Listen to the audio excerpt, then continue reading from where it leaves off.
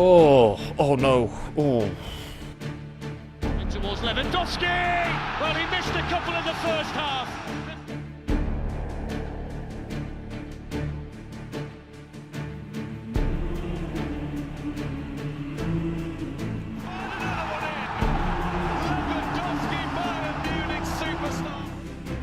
But here we go. Augustinson whips the ball in. 1-0. And it's the German that scores his 8th goal of the season. Not rushing things in terms of going forward. They're kind of letting the front players do their thing. And Yang chips the goalkeeper.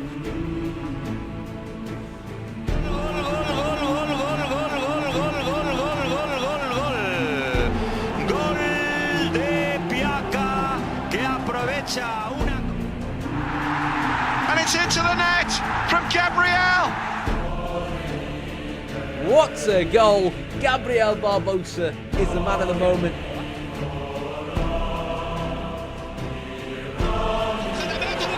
وجول موعد مع السعادة بياكا لكن بص الكورة بقى شوف الكورة.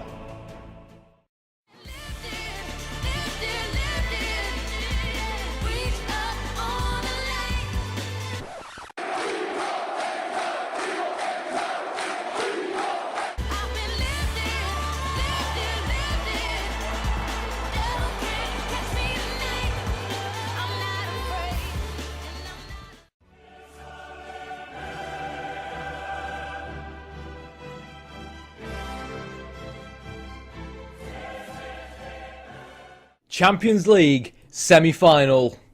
Let's do this. No introduction really should be needed for us. I'm buzzing for this semi-final. Our first Champions League semi-final, of course. We've already won the Europa League a few seasons ago. Can we this season not only just win the Champions League, but end up winning every single competition that we've competed in this season? We'll have to wait and see. So, last episode, we obviously rested quite a few key players. And we're going to jump straight into this one, straight off the bat, straight into the game. Because obviously no games have been played between the last episode and this one. So, a bit of scouting on Napoli. They opt to play 3 strikers, which is very, very interesting. And the main key man for them is someone we looked at potentially signing in January and in the summer. It's Juan Walker. 11 goals in 34 appearances is a pretty good return for a 20-year-old, I think, in Serie A. And 8 goals in 12 appearances, along with 2 assists in the Champions League. So this guy definitely on it in Europe. Lacks technical attributes in general, but he has the right technical attributes in the right areas, like your finishing, like your first touch, which really is incredibly useful for a striker like him. Decent height, 16 pace, 16 strength, 16 agility, 16 acceleration. Fortunately for us, Volkvist is pretty athletic himself, so hopefully he'll be able to cope with them. Morales looks to protect the back two. Augustinson on the left for us. Varjek comes in at right back. I was debating maybe playing Varela, but it's Varjek who gets the nod. Szczesny in goal. Sousa, for me, has to play. On paper, probably would have preferred to maybe play, I don't know, Morales in midfield and Douglas in defensive midfield. But at the moment, for me, it feels like I've got to play who's performed for us in Europe and who's been performing for us in general. And it is these 2 youngsters. A lot of pressure on their shoulders. We are away from home, but it just feels like the right thing to do at the moment, in my opinion. I'm the manager. I make the call. Front 3, almost perfect. I'd say the only player we're really missing is, of course, Barbosa, who unfortunately, as we can see, hasn't completely recovered from his injury just yet. 17 goals for the lad this season, making him our 2nd top goal scorer. But credit where it's due to Andre Gray. 16 goals for him this season, only 1 less than Barbosa. If you ask me, I think if Gray can carry on playing the same way he has done all season, he's most certainly going to be a more than capable replacement for the Brazilian. That is going to be it in terms of our starting 11. Napoli, as you guys can see there on the pitch, 3 up front, which is going to be incredibly interesting. Callejon playing as the more deeper player. Now, 35 years old is Callejon. In real life, known for his pace, but as we can see, not really that pacey anymore, but still very, very good technically. 15 passing, 16 vision. I can see why he's playing just slightly deeper, trying to link up the midfield. Hamšík is still somehow a player for Napoli, probably for his technical attributes, 34 years of age. And straight off the bat, despite Walker's pace, Ziyech, 14, 15, we faced faster players. Veltman, right back, 13, 12. So straight away, off the bat, we immediately know how we want to play. Now, we always look to play on the counter-attack, look to play with a high-tempo game, keep the ball a lot, basically use our width away from home, from the fullbacks, and try and overcrowd the middle of the park. Now, you might look at this and think, why do you want to exploit the middle? Surely you want to exploit the flanks, given the formation that Napoli are playing, and given the fact that they really don't have any wide men, as well as the fact that their fullbacks aren't really that athletic. And that is something I will probably look to do in the second half if it looks like... Because the thing is, when you do that, you're relying more on width coming out from your fullbacks unless we change the formation, which isn't something I'm prepared to do at the moment. And that probably leaves us exposed at the back, given that Napoli, a lot of the time when off the ball, those front three won't track back. So the direct ball forward in typical Italian counter-attacking fashion, it's important for us that we stay conservative, especially away from home. So for that reason, I've not changed too much. Standard mentality, fullbacks to get them involved a little bit, like we like to do away from home. A mixed passing directness, simply because I feel like just basically take advantage of the fact that when we have the ball in their half, they're going to be lacking, like, on average, the extra man that teams would normally have when playing a flat four in midfield, or the extra two players they'd normally have when playing a 4-2-3-1 or 4-5-1, for example. Much higher tempo for the reasons we've already discussed, and we've increased our width to balanced. That could increase or decrease depending how the game goes. On paper, I think we've got a better side.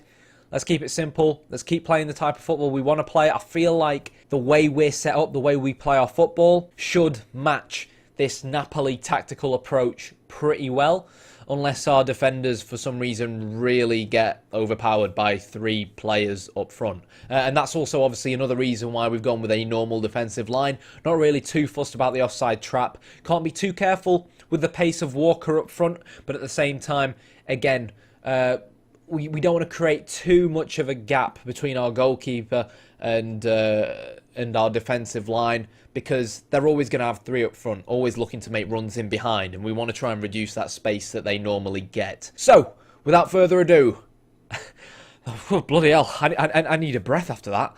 But, yeah, let's jump straight in. Okie dokie, here we go. Champions League semi-final. And, of course, now, for God's sake, Nyang's twisted his ankle already. We'll keep him on for a bit and keep an eye on him.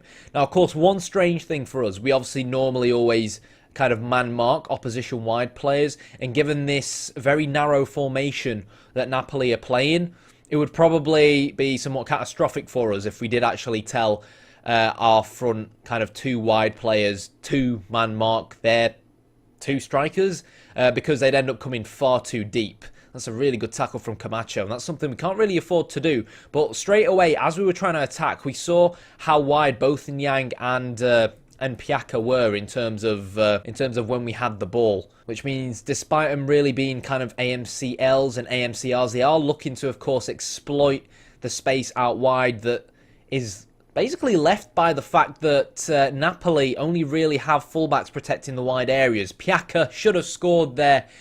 I mean, commentator says that was a great save by Zoet, but in a Champions League semi-final, you've got to put them away. Corner from Sousa is... oh, it's deflected. It was a header from Morales to Andre Gray. Probably expect a little bit of a better finish from Andre Gray there, but I guess there's not much you can do when there's someone in the way of your shot. So far, so good. Sousa on the ball. Finds Alenya out wide. Not ideal on the right-hand side, but finds Varjek regardless. And we can see glimpses, you know, of Napoli trying that direct ball forwards. That was quite a long highlight, and I wasn't really too sure in whose favour it was going to go, actually. So, in terms of... do we want to look to change much around at the moment? I think a part of me feels like we can afford to have less possession, but we're also away from home. So far, I feel like that extra bit of possession might not necessarily really be a bad thing. I think if there is anything we're going to do, we've noticed that there's been certain points in time where it's looked like there's a lot of space to exploit in the wide areas. So I'm just going to up our width to fairly wide and drop a demand more team talk and see where that takes us. Andre's had a really good game so far. Varjek, I'm not quite sure why he's trying to cut inside there. I'd rather he used his pace, and that's really where the wing-back role maybe kicks in. So width increased. Real nice ball from our playmaker in Alenya. Augustinson cuts inside. Nuno Sousa shoots, and that should have been a goal. 2 chances we've had now. Sousa and Piaka both missing easy opportunities. Now, on paper, commentator says it's not really been a classic so far, and he's right. But despite that, it's a Champions League semi-final.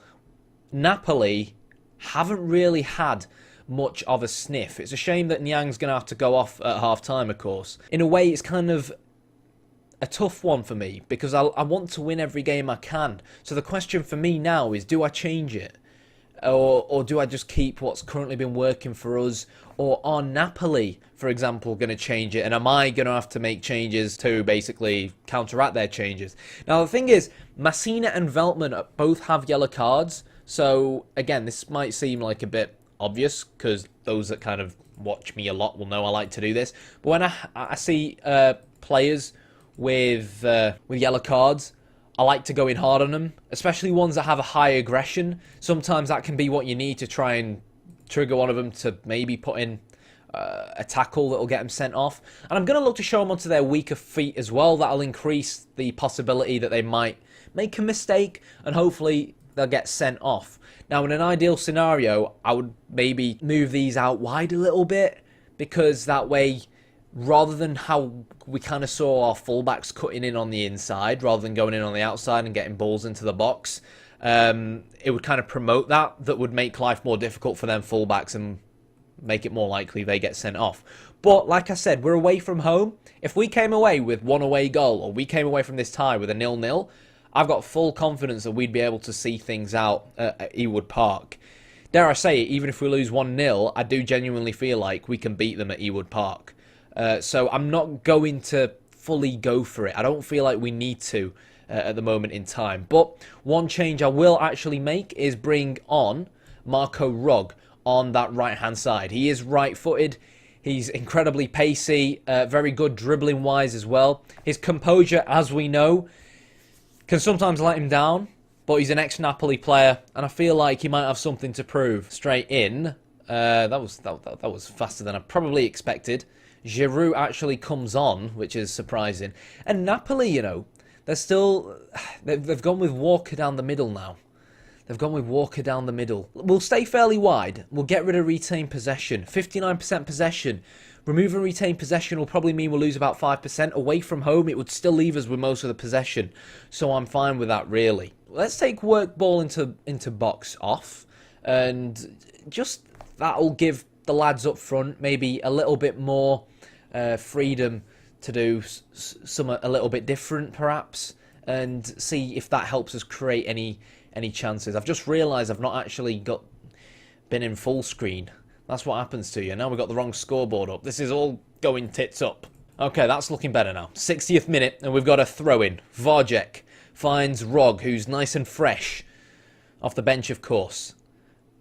Can we get a direct ball? And that's what I was looking for. Rog now needs to whip this ball in to Andre Gray, and it's a bit of a poor cross in that final third. We've really been lacking so far today. Kamako, direct ball forward towards Olivier Giroud. Alenya, if there's anyone who can spot a perfect pass to open up the opposition defence, it was always going to be him. That's a good tackle, though, from Varjek. And these highlights, I'm telling you, my heart rate at the moment is soaring. Andre to Rog, dribbling at the Napoli defence. Is probably going to shoot from here. And with his composure and finishing, that wasn't really going to lead to anything. And that was really an instance of the working the ball into the box really kind of backfiring there. Let's just see what this highlight's going to be. Again, it feels like a lot of our opportunities, you know, have been on the counter-attack, but Napoli's defence, as you'd expect from an Italian side, has been pretty damn solid. And because these guys aren't being told to man mark, maybe not seeing as much tracking back as I'd like. So let's just get this highlight over and done with. And I think we are going to try and change things around tactically now. Obviously, areas we can exploit. Let's get the pace that we do have on the pitch more involved defensively. It'll help us maybe counter-attack the opposition a little bit better. Obviously, because we have more men behind the ball, and hopefully get them pacier players like Piaka and Rog just basically closer to the ball in general so that they can run with it. Right then, so we've gone with run at defence. We've turned work the ball back into the box back on. Again, to try and avoid them kind of ridiculous shots from outside the box. It was kind of worth a go, but I think we lack your Nyangs and your Barbosas with that extra bit of magic at the moment. We've reduced our width again, mixed passing directness, and other than that, it's pretty much roughly the same. But this is really the formation change we've gone for. Now, Nano's going to start off as a shadow striker, simply because we know how good he is in that role. But we might move him to become a deep lying forward as the game progresses. Rog comes out onto the right-hand side, Piaka on the left. These two guys, when they were more central, were more kind of attack duty players. Now they're more support. They should get behind the ball a lot more. Obviously, I know Augustinsson and Volkvist ain't exactly in great shape at the moment, which is expected given our fixture congestion. But I feel like Rog now should be able to get onto the ball a little bit more. Douglas comes on for Nuno Sousa, and Morales moves into midfield. I feel like Douglas, if we grab a free kick, he'd probably be the man to step up and take it, or Alenya. It kind of feels like dead ball situations. We now have two options to go for, especially if we get any corners late on in the game when we put shoot on sight on, or if we do it.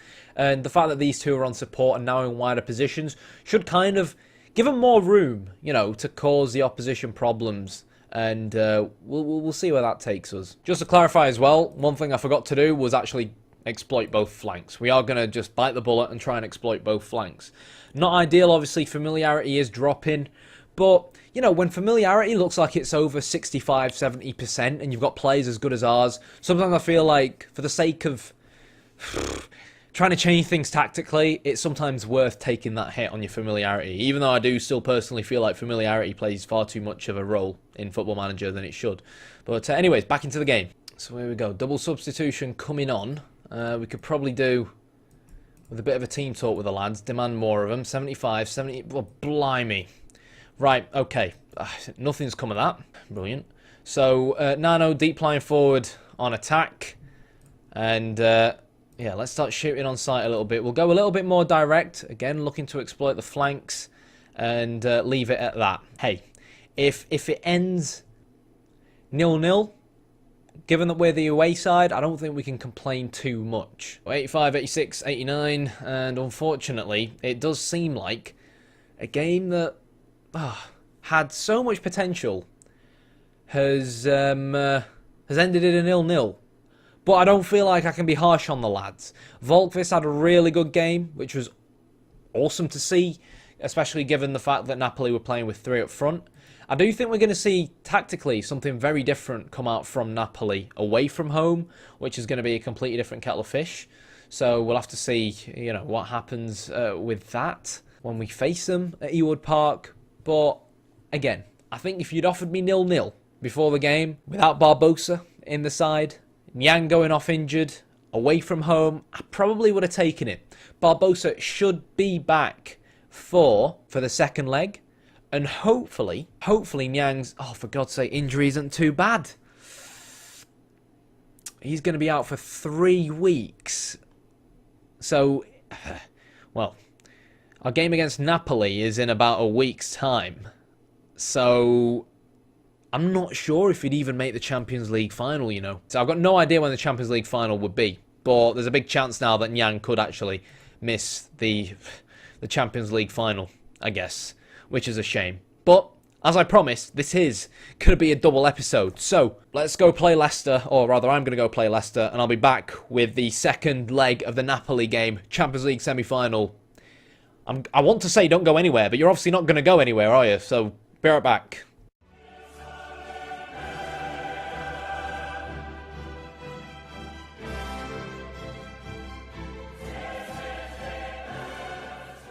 Here we go then, second leg.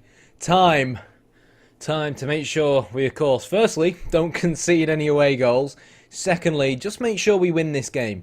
So, Let's take a look at Napoli's starting formation. And as my scouting report suggested, as I mentioned in the first leg, I expected Napoli to go with a different approach away from home, and that's exactly what they've done. Only 2 up front. Giroud is the target man with Walker as the advanced forward next to him.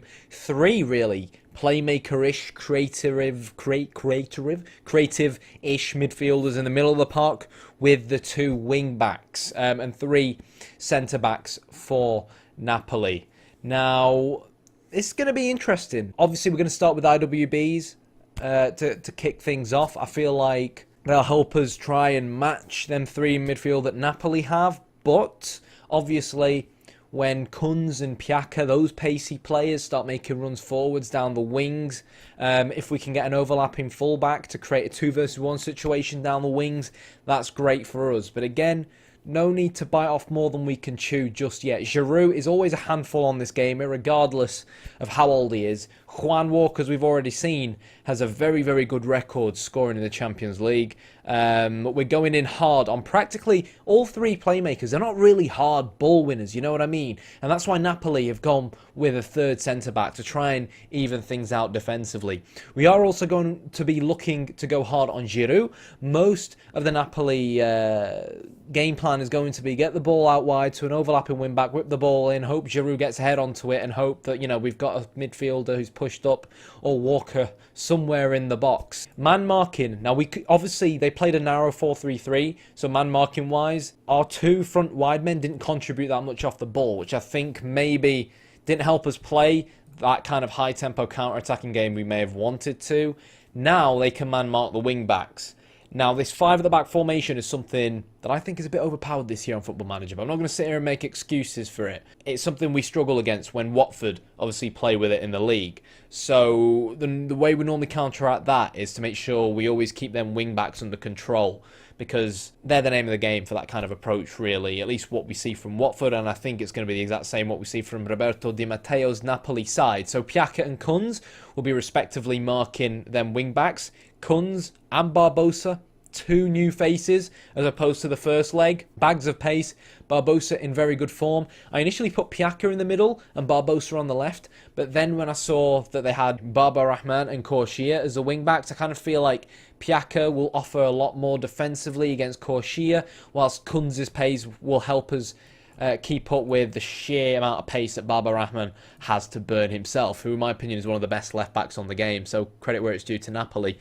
Alenya doesn't seem as comfortable on the right hand side as he has maybe historically for us, so he moves out to the left. Rog, a player he's very used to playing with. I feel like that kind of experienced bond in midfield rather than the inexperienced Sousa might work well for us. Morales in front of the back 4. Volkvist, who was a rock in the first leg alongside Callas.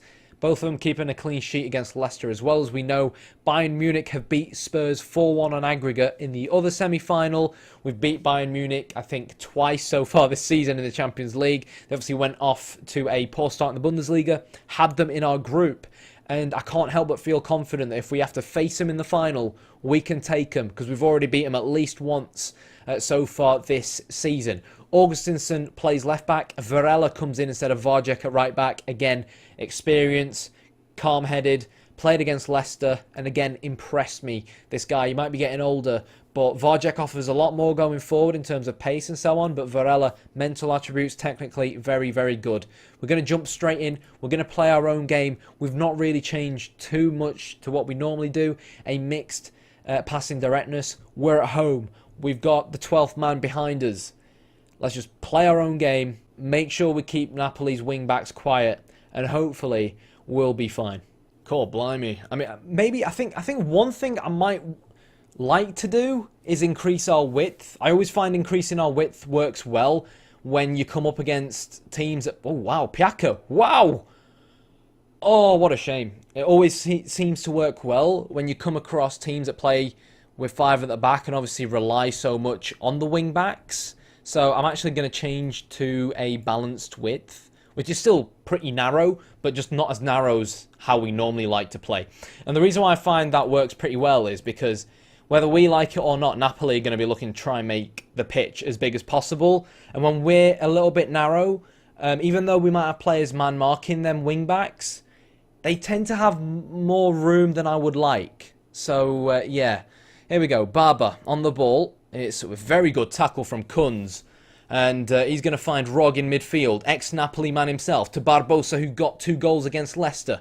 Back to Rog. We're really struggling to break him down. Piaka shoots. Piaka scores. And there it is. First goal of the Champions League semi-final.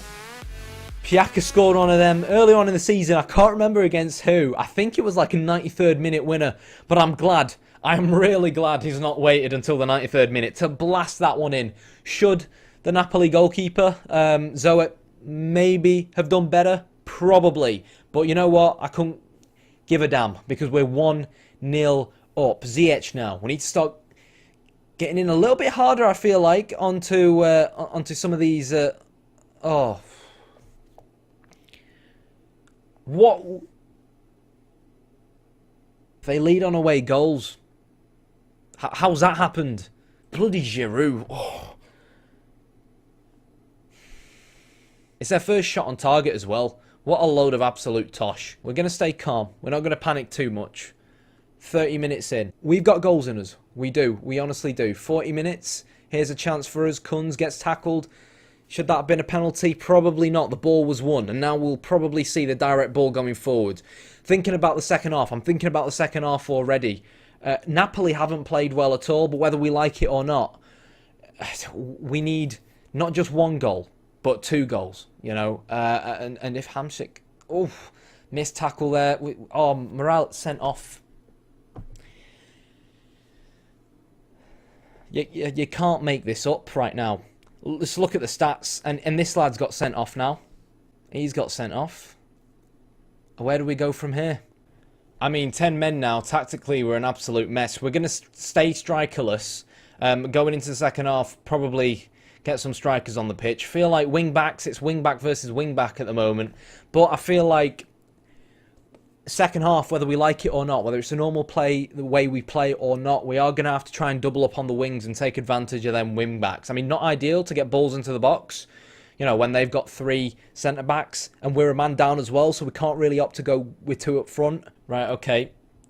Got to give them a bit of a rollicking, I guess. And whether we like it or not, we got to go attacking.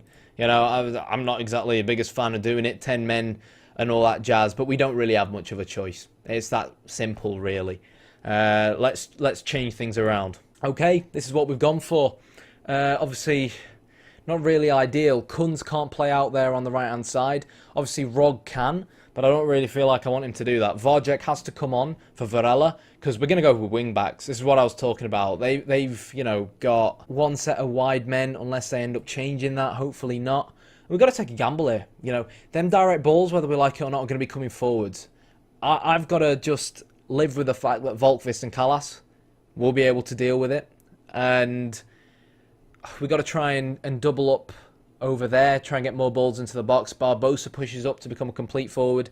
Kunz is our playmaker as well. I'm actually probably going to change him to support because, again, we're a man down. Rog, box to box. He's athletic enough to be able to deal with it, I feel like, with the lads really told to roam from positions. I don't know right now. There's not much you can do when you're 10 men down. You just got to try and play players in positions they feel comfortable. And it feels like if it was 1-1 and we had 11, it would be a completely different game. But right now, it's almost like we've got to just throw everything we've got forward. Increase our directness. Hope we get lucky. Hope we grab a goal, you know, before their fresh legs come on as well. And that we can just sit back on something. Here we go, we kick off. It is, of course, unbelievable. Absolutely unbelievable. They've had 1 shot on goal, 1 on target, and it was that Giroud goal. I can't believe what I'm seeing. If that's not the definition of getting FM'd, I don't even know what the definition of getting FM'd is nowadays anymore. 55, Alenya whips the ball in. We had a centre-back up there. That's how bad it is. Alenya, again, needs to just get that ball in the right area to Thomas Kalas, and he heads it over the bar. That was the exact type of ball that we needed, and we had the centre-back there as well. Barbosa, 6.4, he's not shown up. So he's going to now change to a deep lying forward. Oh, God. What do you do here? What do you do here? Is it a game for Andre Gray? Right, we're going more direct. I feel like 68th minute or so. Kunz drops into midfield for Rog. Andre comes on, 2 up front. Hoof the ball forward. We've got to try and create a chance right now. And that's the thing. It's not like we have 30 minutes to work with. No, legs will get tired. We're down to 10 men. I feel like we've got to rush it personally. I don't feel like we can keep gambling on the counter-attack until we're knackered and they're knackered and we've got nothing left in the tank. We're going to score. We've got to score ASAP. Oh, God. 72nd minute. Pause button, please. Right. It's not... We've had 20 shots on target. 20 shots.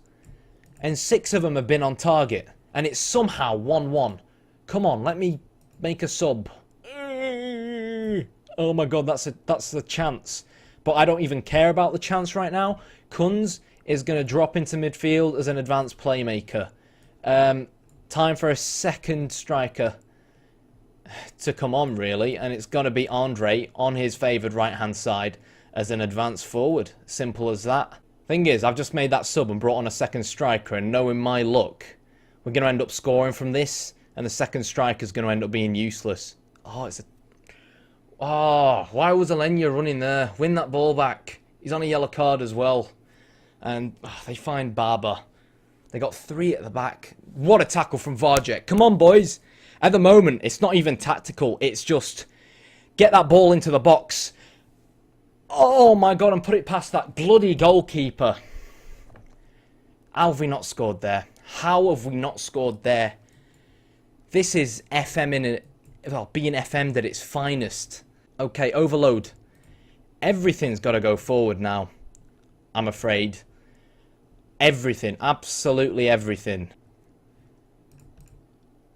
Push forward. How have we... I mean, to add insult to injury, we've not even lost. We've not even lost. We have not even lost, like... They've won this on away goals.